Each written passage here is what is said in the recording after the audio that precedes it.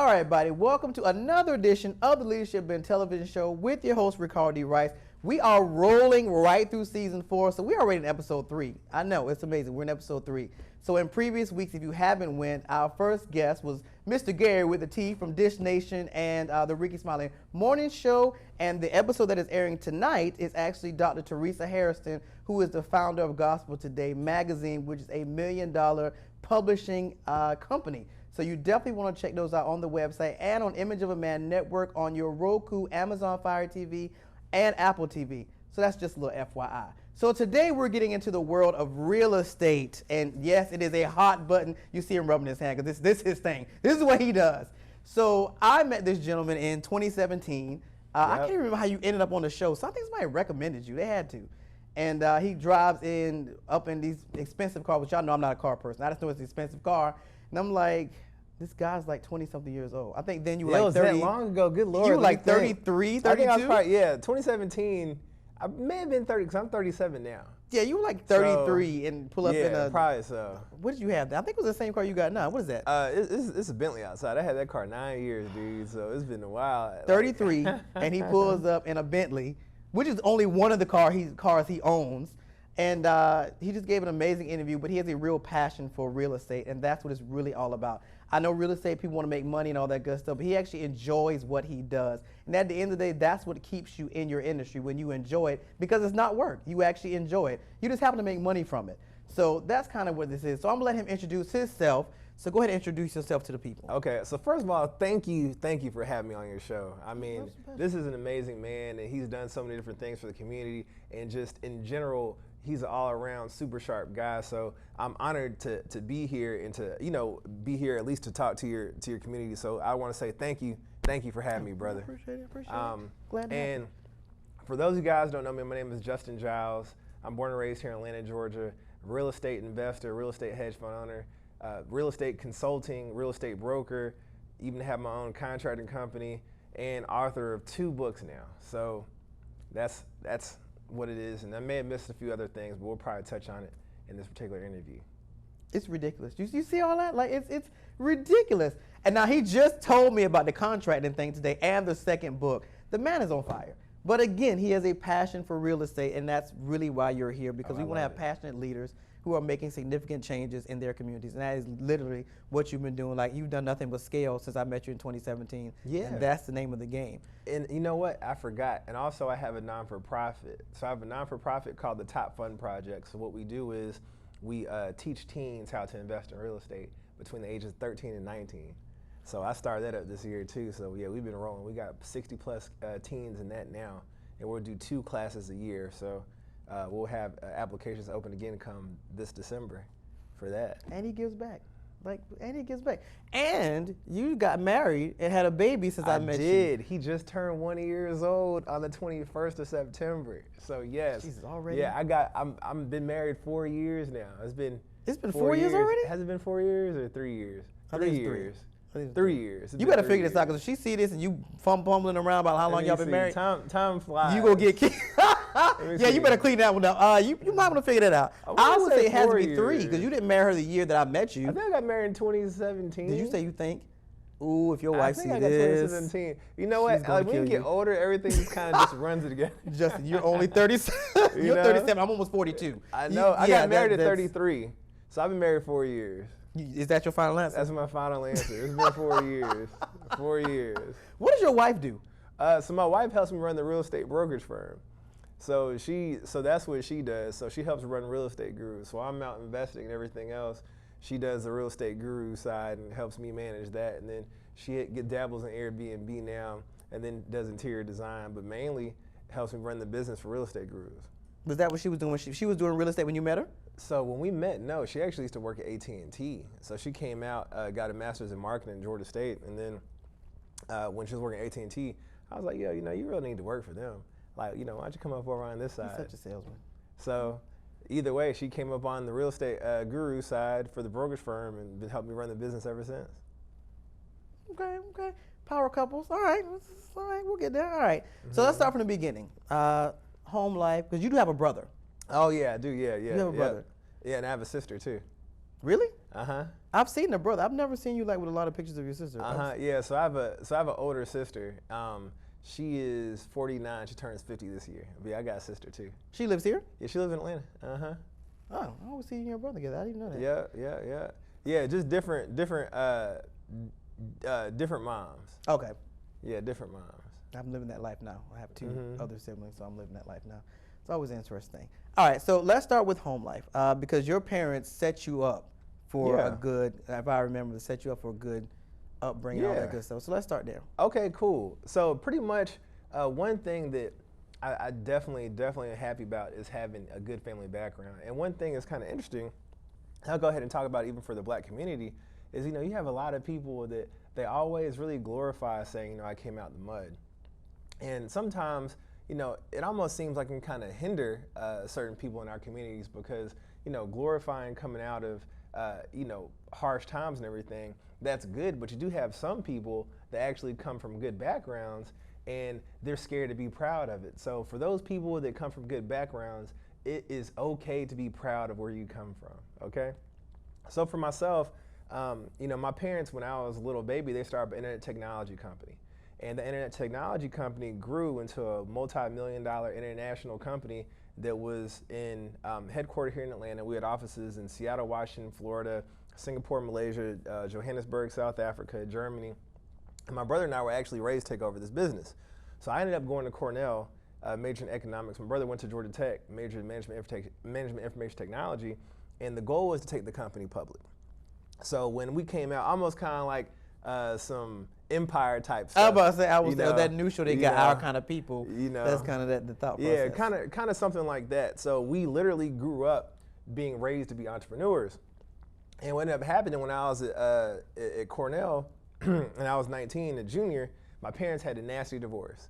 So all the stuff that my parents built, and my mom, side note, was always a real estate broker. So when my parents had the internet technology company, she would go buy the office buildings, she'd get paid commission. We'll go buy investment property, she'll get paid commission and, find all the different deals. So everything went hand in hand because still when you have these businesses, you still want to always invest in real estate. So my parents always said, hey, you always still want to have real estate in your background regardless of whatever that you do. So my mom had her broker's license so that way she didn't have to go to hire a realtor to go help us when we're acquiring different properties or doing leases and stuff like that. So that was my mom's profession on top of helping my father run the internet technology company. So when my parents got divorced, that business was no longer there. It was a nasty divorce. And when you say nasty, are we talking about like property-wise and pretty everything much being everything? Distributed? Yeah, pretty much everything. Like my parents, they weren't getting along. Now they get along now, but in a sense, me and my brother, that business was no longer an option. Running that particular company. And in fact, pretty much when I came out of college, I was like, well, I don't know what to do, and I don't want to go for work for anybody. My mom, she had her own thing. My dad, he had his own thing. And actually, my brother and I didn't even talk to our dad for like 9 years. Okay, hold that thought, because that's a whole other thing. All right, so we're going to take our first break, and when we come back, we're going to have more with Mr. Justin Giles on the Leadership and Television Show with your host, Ricardo D. Rice.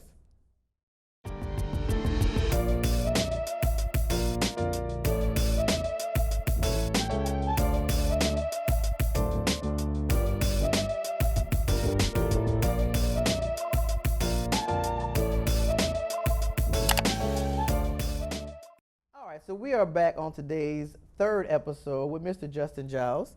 And you were heading into a point that I actually think is a very good point about African-American boys and their fathers, depending on the situation. So in your situation, there was a bad divorce, and you were saying that you and your brother hadn't talked to your father in like... Yeah, now we're all good now, but at the time when I was 19, I didn't talk to my dad till like I already was set at 28. So what ended up happening when that nasty divorce happened, just me, my brother, and my father, we didn't get along with our dad. So, was that after the divorce, or y'all always had a strained relationship? Oh no, we always had a good relationship. It's just that during the divorce, we didn't have a good relationship with our dad. So after that, me and my brother were kind of on our own to do our own thing. So my mom, she was, one thing, if you're a real estate broker, you're just buying and selling property, or you're helping people buy and sell property. So there's no infrastructure in the sense of you have like money coming in. You have to go eat what you kill. with the other business, we already had all that structured, so money was coming in. But when I came out of college, being raised as an entrepreneur, it's hard to go work for somebody else.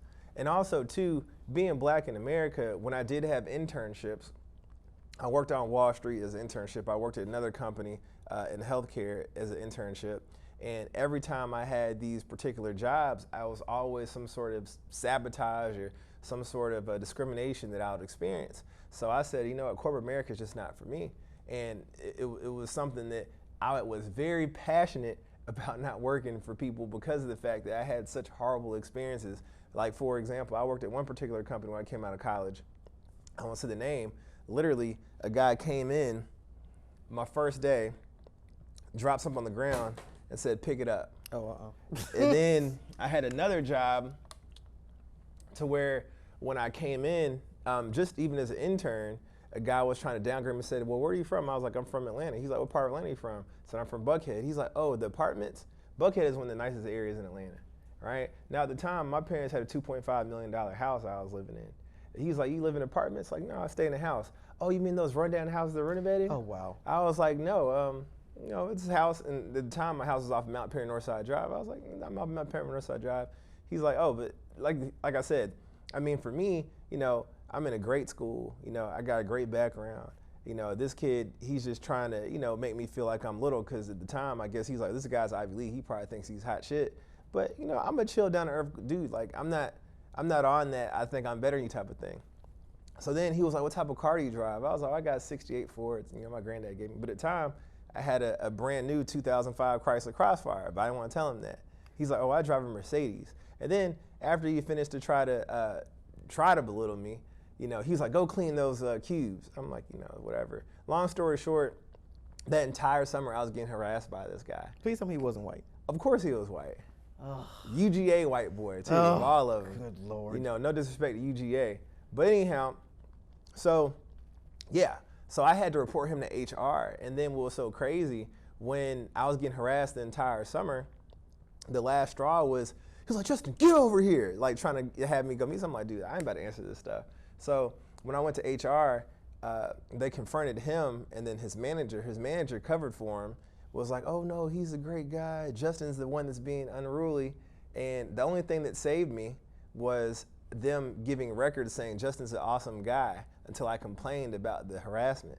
So then they moved me to another part of the company, and I'm just an intern in college, you know? So either way though, so that I finished out that, but literally every experience I had in corporate America, even when I was on Wall Street, I was doing investment banking at another company called Credit Suisse, and I worked pretty much about 80 to 90 hours a week, Monday through Sunday. And we went to the Hamptons. We were at this golf club, and I remember I was asking the gentleman, I said, hey, is anybody sitting there? And they're like, no, but you can take these plates though. They thought I was the help. So I was like, guys, I work with you all. In fact, we've been on the same floor pretty much all summer. Oh, wow. You know? So then they sent the black guy to go apologize for them. Wow. But pretty much every corporate job I had, it's always been something. So I said, you know what? I can't come up unless I work for myself. So now what I do is I also help people that feel like they're trapped when they are working in corporate America and they feel like there's no way. I say, look, not only is there a way, but you can do it without even having cash. And then when you build your cash, you can then continue to scale. So one of my passions is to help people that feel like, you know what, I don't like my life, I don't like these people I work for, I feel like there's more for me, and there is. And there's options, but in order to find those options, you gotta go with people that know how to navigate that, and that's one of the things that I do. So when all this happened, did you go work with your mom? Is that where your love for real estate happened, or it was always like a second nature thing to you? So what happened is when I came out of college, I didn't actually go work for anybody. What I did is I actually got into buying real estate. So when I came out of college, I said, you know what, the market's hot. It was 2005 when I graduated early. So I came out December 05, but I was supposed to come out 06. So then when 06 came around, I said, you know what, I want to go start buying houses. So I bought a house and I renovated it, sold it. It was a condo. Me and my brother partnered on it. We made 25 grand, and after we made that 25 grand, we said, you know what, let's quit our jobs. Because at the time, I had a job working for another company called Cintas. I was driving a like a milk truck around. You can call it that, but we're delivering first aid and safety products. So literally, oh, I know them. I was driving around delivering Band-Aids and boxes. I know you that. know, getting paid $42,000 a year, and then I did my first deal. I quit and started doing real estate full time, but it was definitely a challenge. So after that, that's when all the learning happened, and that's when all the failures started happening. But all those failures, of course, you know, in my opinion, I'm a religious guy. God takes you through certain trials and tribulations so you can actually be to where he really wants you to be. And going through all those different failures, I learned how to make money when I wasn't supposed to make money. I learned how to make money off of losses. I learned how to do so many different things that now I can help other people do. All right, so we're going to take our second break. That was a good ending. Then we're going to take our second break, and when we come back, we're going to have more. And we're going to actually get into these making money from failure things, because most time we're not taught that. So stick around the Leadership Blend television show with your host, Ricardo D. Rice.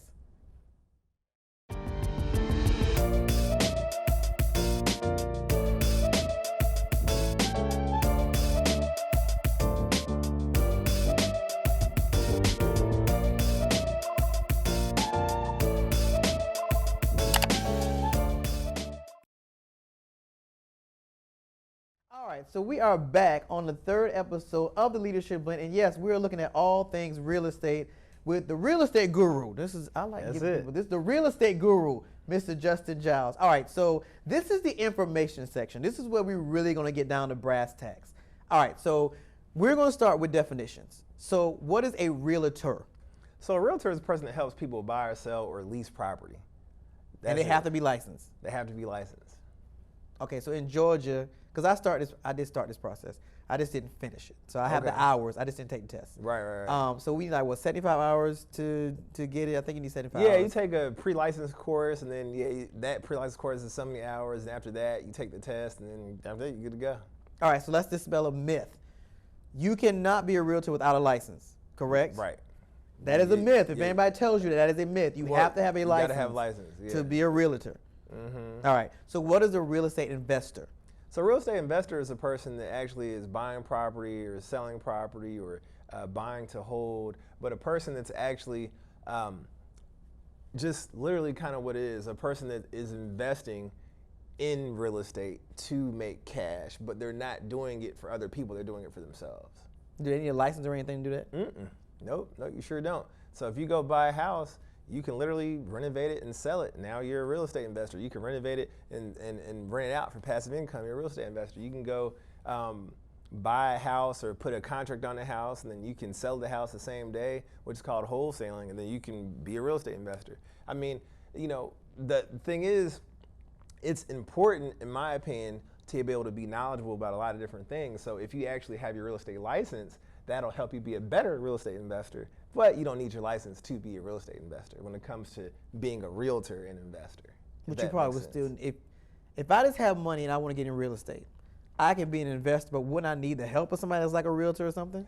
Yes. So if you want to get top dollar for your properties, I recommend listing your houses, because when you list it, you're going to get more people looking at that listing versus trying to put it up for sale on your own. So if you want to get the most money, you want to get in front of the most eyes, and that's where realtors become handy. So for me, I got my real estate license because I knew it's important for me to represent myself so that I don't have to worry about paying realtors commissions on something that I can do on my own.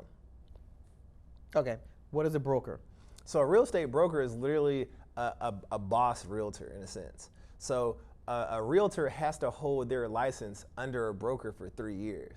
So if you're a realtor, you can practice real estate for 3 years, and then you have to take another course, which is a broker's course, to be your own boss. And then when you're your own boss, you can have other realtors work under you. But if you're just a real estate agent, you have to hold your license under a real estate broker. So me, I've been a real estate broker for way over a decade now. However, I can hold my license by myself, but a realtor has to hold their license under a real estate broker. But a realtor and a real estate, a realtor basically is being a part of a board. So you're a real estate agent that's also part of a board. So a real estate agent actually cannot be a realtor if you're not a part of a board. So all you're doing is just paying to be a part of a board for being a part of a national association of realtors. So if you want to get that technical. But in a sense, a real estate agent has to hold their license under a real estate broker. And if you want to be a realtor, then you have to pay to be a part of a board of realtors. That's all. Yeah, which is money, because like I said, I've seen that process, and yeah, that's money. All right, so let's get into some other stuff. So flipping houses and things of that magnitude, the biggest thing now is people saying you can get into real estate with little to no money. Right. Explain that. Is that true? Is that false? Explain that for me. Yeah, very true. So pretty much I have people that come into the program. I teach people and consult people how to invest in real estate. But I had quite a few people that work at Publix, Walmart, corporate, and they'll say, well, how do you do that? And to give you the best and most simplest way to show how people can make money without cash is the same thing with the clothes we have on. So let's say this shirt here, I bought this from Hugo Boss, right? Let's say I bought it online. So this shirt is online at Hugo Boss for, let's say, 50 bucks. Now, this shirt is made in, let's say, China for $5. Hugo Boss doesn't even have this in inventory, let's say, hypothetically. So now they put this shirt on their website. I then click on that website, purchase this shirt for 50 bucks. That 50 bucks goes to Hugo Boss's account. They then take $5 of that 50 bucks to then pay their China distributor. The China distributor then ships the shirt over to me. Hugo Boss just made $45 off of not necessarily using their own cash, because I bought the shirt before they even had it in inventory. And then they then took that cash to then pay to get the inventory to then ship to me. That's the same thing with real estate. You can literally go get a house under contract. You can then find another person that's willing to pay more for it, and then buy that house the same day that person is also supposed to buy it. So I'll go find a house for 100 grand. I'll find you that might want to pay 120 for it. I'll say, hey, look, why don't we close this deal Friday? Friday, you send your $120,000 over to the firm, the law firm or the title company, depending on what state you're in. That 120 is going to buy the house. I'm buying the house for 100 grand from the seller. So the lawyer or the title company takes 100 grand from your 120 that you wired over to the firm. I then give that to the original seller. Then they give me the 20 grand difference because I'm selling it to you for 120, so that's my profit, and I give you the keys to your new house. And that's how it works, simple as that. The only thing is, you have to find the deal, you have to find the buyer that's willing to pay more, and you have to make sure you contact a different title company or a real estate closing attorney that'll be willing to do that double closing for you, because essentially that's called a double closing. And there's different ways to do that depending on the state. That was still a lot. Even when you explain that, that was still a lot. But still, wouldn't you need the 100,000 though? Wouldn't you still need the 100,000? Well, so it depends on the state. So some states, you don't have to use your own money. You can use the end buyer's money. So you can take, for example, since you have buyer A, you have seller A, you have buyer B and buyer C. So you'll be the C buyer. I'm the B buyer. I'm just the middleman. And then you have the A seller. So your funds from C would then go to A, only 100,000 of it, because I'm buying the house for 100,000 from seller A. So then that 100 grand goes to him. I take 20 because that's my profit. I'm buying it for 100 grand. I'm selling it for 120. So then you get the keys. So the same situation when it comes to the actual shirt. The shirt was for 50 bucks, but they're buying the shirt for $5. So that 50 bucks came from you, buyer C. So then the $45 goes to Hugo Boss, and then they take, well, the $50 goes to Hugo Boss, and they take $5 at $50 to then go to the Chinese distributor that's making this shirt to then ship back to you. So it actually sounds like if you could find an investor and you have working knowledge of real estate, you actually might come out pretty good. Oh yeah, of course. Yeah, there's lots of investors out there that are willing to buy from people that are wholesaling all day. All right. We're going to take another break. When we come back, because I need to assess, I feel like I just did algebra. So we're going to take a break, and when we come back, we'll have more with Justin Giles on the Leadership in Television Show with your host, Ricardo D. Rice.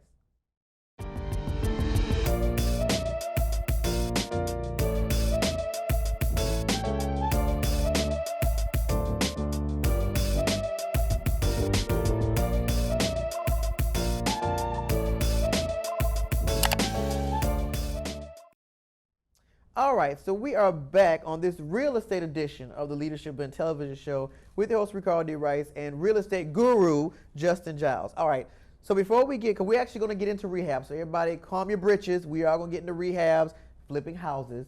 But before we do that, what are some of the mistakes, the common mistakes that you see with all the areas you're in? Just like, what are some of the common things that you're just like, oh God, not this again?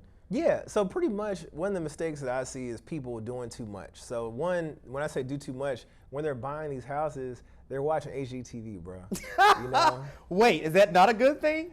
It could be not a good thing when it comes to rehabbing because you'll start doing too much to a house that you're not living in. Now, if you're living in the house and it's your home, sure, you know, you can do the marble countertops, you can put in the expensive floors because that's you. But if you're selling it to somebody else, you really want to do the bare minimum. When I say the bare minimum, I'm not saying do some crappy job, but what I'm saying is that give them a canvas, let them paint their own picture.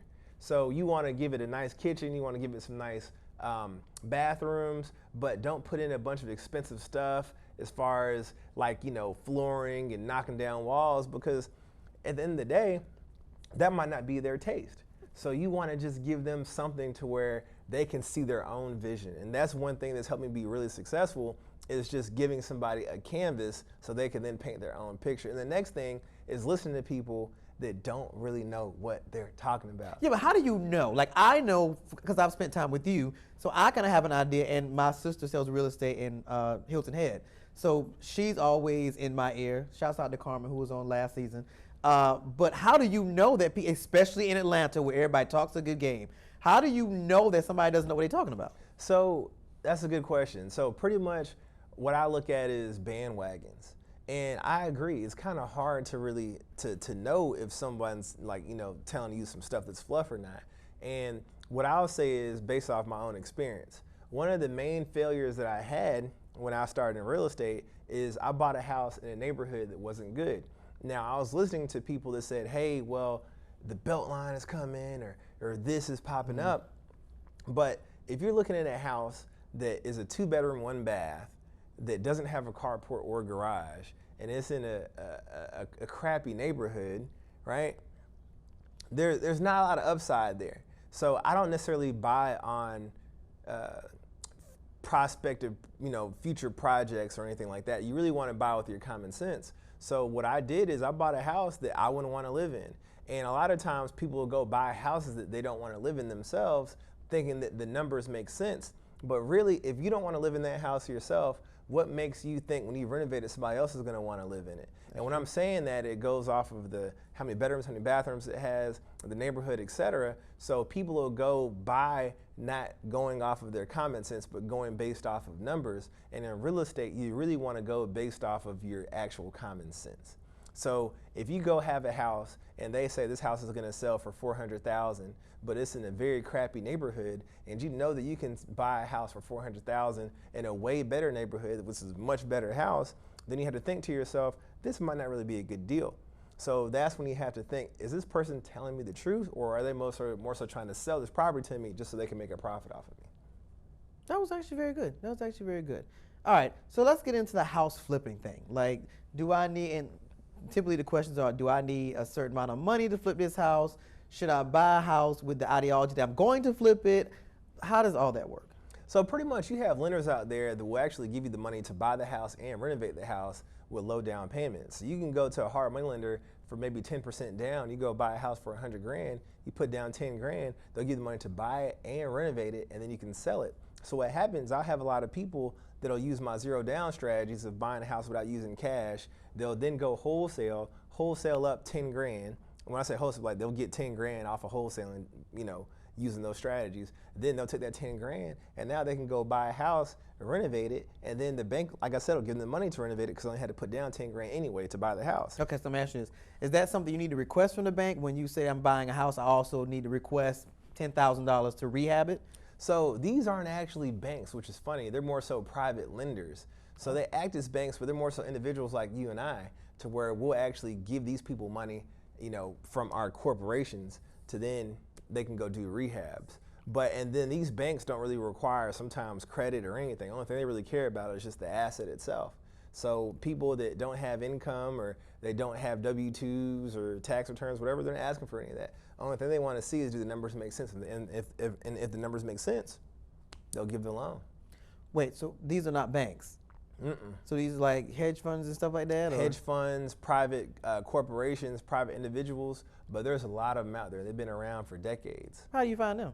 Well, you know, you can go through me. You can Google hard money lenders on Google. So there's a lot of different ways to find them, but yeah. Oh. Wait, is there something on the back end though? Well, not necessarily. They just charge, they call it hard money for a reason because it's expensive. So your interest rates might be 12, 14, 15%, and then you're paying points. So when I say points, you're being charged for the money. So you can go borrow 100 grand, but up front they might charge you 5 grand to borrow the 100 grand. Oh. So when you're even coming out of pocket to buy the house 100 grand, you're really paying 105 for it because they charge you 5 grand just to borrow the money, not including the 14% interest per month on the money that you're borrowing. So they make their money off of the interest and the fees that they charge you to borrow the money because it's more expensive versus a traditional bank that's not as expensive. So what if you're trying to do this to flip a house, what does your profit look like? So the profit margins on houses, depending on where you live, can vary. But for me personally, I would say that per house, I'm probably making between 30 to 60 grand on a house. Like it ranges. Sometimes I can make 100. But the ranges can vary huge, actually, because even this year I made 6 figures on a few deals. But for the most part, on average, you can say for my areas, when I say my areas, Georgia, probably about maybe 45 to 50,000 average for profits. Okay, but if I go through the lenders you were talking about with all this upfront, still the same profit. Still the same profit? Mm-hmm. Oh, still the same profit. Because you're finding the deals. So that's another thing. I help people actually find the deals that make sense. So then when you're utilizing this financing or creative financing, you can still make sure you're making the money that you need to make. See, we can do all that with you, but if somebody else is trying to do it solo, like I didn't know any of that stuff. All right, so with the rehabbing thing, is there a limit to, okay, so is there math to it? So if I say that I brought a house that's $100,000, I shouldn't put any more than $10,000 to rehab it. Is there some kind of math to it? So in a sense, for me, I don't like doing deals unless they're in and out. So there's not necessarily a math to it, but I like to try to keep my rehab budgets under 30 grand. And for the most part, a lot of deals that I've been doing, I've only been paying 20 grand to rehab it. But also, again, it depends on your state. Some houses need more work than others. So there's been times where I might have people that are in my program, they're in Chicago, they're putting in 80 grand on a house. I got people in Detroit renovating a house, they might be putting in 60 grand on a house.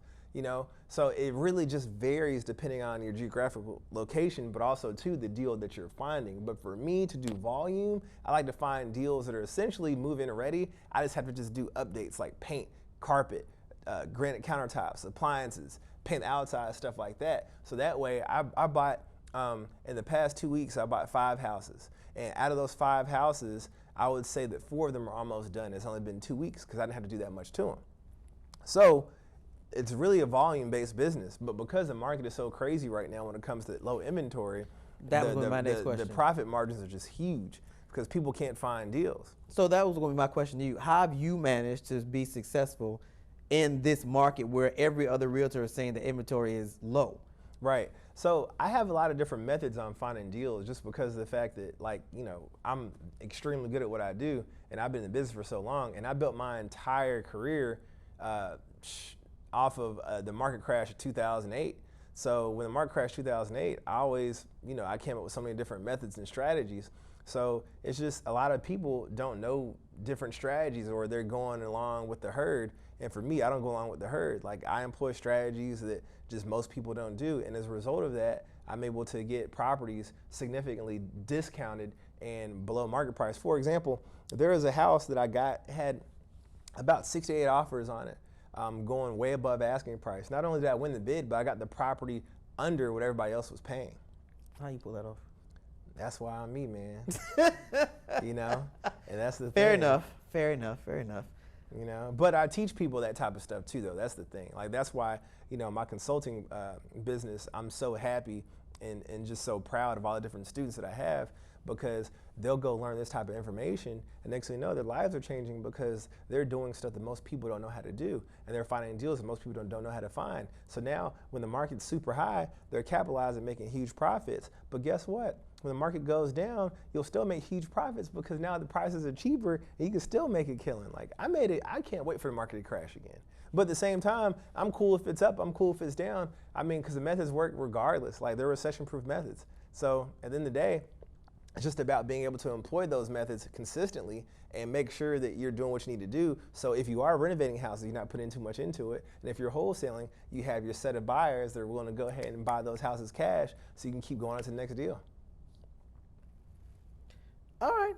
I have a head full of thoughts and stuff, so you've done your job. All right, so how do people get in touch with you? So I have a website. It's called topfundmanager.com. And that's where I have all my different products and the different consulting or the non-for-profit. If you want to put your teams into that program, we're going to be doing it in Georgia and Florida. We'll go expand some other states for non-for-profit. But topfundmanager.com. That's the website. So you can go to that, find everything I got going on, the books, everything. All right, and this book.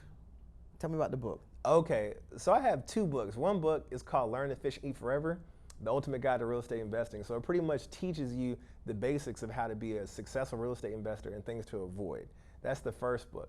And it's an awesome book. It gives a bunch of background story and a lot of different mistakes that I made, so you have to make the same mistakes. The next book that I'm super proud of is called Zero Down. That's the ultimate guide to buying property with zero cash. That shows anybody how you literally can buy a house or buy a commercial property, whatever, and literally not use cash and sell it the same day to somebody else and make a killing. And then we even go into the rehab process on how you rehab. We go into how you find the deals. We go into how you prospect for cash buyers. We go into how you get the contractors. Like, it's the sauce. That book is going to change a lot of lives. So I can't wait to get that out. It's finished. I'm going to go shoot the cover for it, but it's going to be something that literally will help people change their lives when it comes to getting into making some generational wealth for themselves. Because after they make that cash, they can then start rehabbing houses, doing whatever they want. So this book, is it written in like layman's language? Oh yes, oh yes. Oh, I break it down super easy so everybody can make sure they understand. Just want to make sure, Yeah. you know, people said you get the book like this reads like stereo instructions.